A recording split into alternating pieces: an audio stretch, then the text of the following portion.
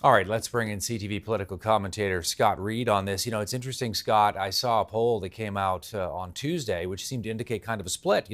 A slight majority of people in Toronto said he should stay on. Others thought he should go. What's your take on what's going to happen here?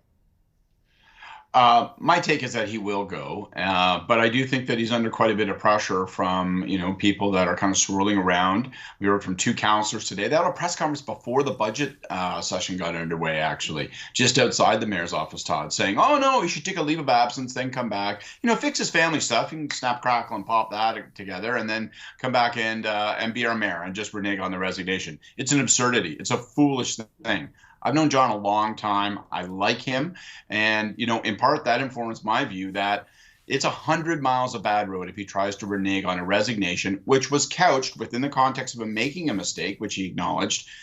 It was couched as a matter of principle that, he acknowledged that he'd done something incorrect, that he had to suffer a consequence, that he needed to focus on family, and he would therefore set aside his public office duties.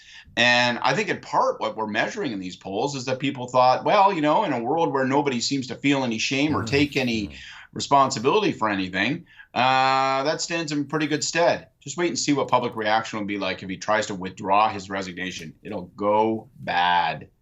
Yeah, I think you raise a good point. Oftentimes politicians are accused of being shameless, and in this case, perhaps this was a different reaction, the decision to quote unquote do the right thing and step down. Premier Ford, though, as you know, Scott, saying he thinks, his personal life is personal and he should stay on as mayor. Others have raised the fact that a new election would cost Toronto taxpayers, $18 million. Sure, and there's all those kinds of considerations. Here's the fundamental one, though. If the mayor were to reverse course, all of those uncomfortable questions, which were not posed, which have been quiet, will get posed and will get posed loudly. So let's get into the ethics of it. When did you have sex with this woman? When she was working for you, was she your subordinate? Of course she was. Are you going to defend that? How were taxpayer funds used? Were there ever any trade missions in which, rooms were booked, but not all of them are used?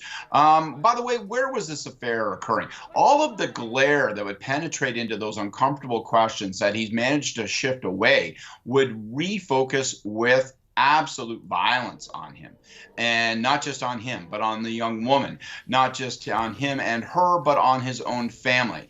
I know John Tory, and I'm going to tell you right now, he is not built as a politician to handle those kinds of questions. He's not going to like it. He won't handle it well, and he will crumble like last week's coffee cake.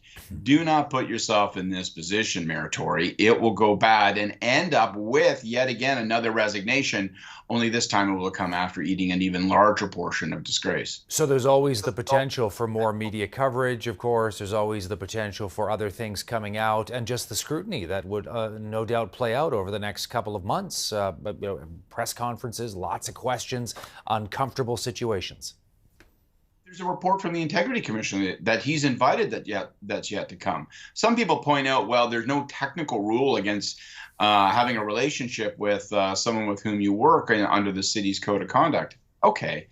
But does anybody with a marble in their head think that the chief executive of the city can have a relationship with someone who works for him, that's subordinate to him, and have that seem to be blessed? Nobody wants to moralize. Last thing I want to do is rummage around in the closet of his marriage. But for Pete's sake, it's 2023. You can't have relationships, illicit or otherwise, with people who work for you. That's just a fundamental fact of life. And he seemed to acknowledge that on Friday.